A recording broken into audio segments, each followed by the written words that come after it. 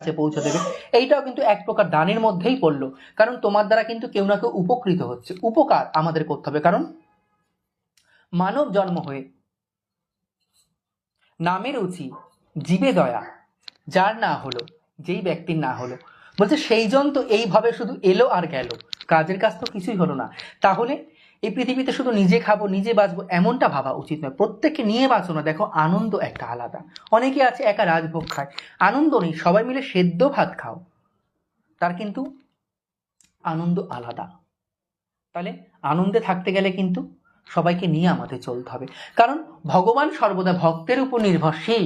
ভক্ত যদি না থাকতো, ভক্ত যদি ভক্তি না করতো, কে বা ভগবানকে চিনতো বলো তো? আর ভগবান যদি না থাকতো, আমরা ভক্তরা কোথায় যেতাম? তাহলে ভগবান যেরকম ভক্তের উপর নির্ভরশীল, ভক্ত কিন্তু ভগবানের উপর ততখানি ঠিক নির্ভরশীল। তাহলে তোমরা আমার উপর যতখানি নির্ভরশীল, যে মহারাজের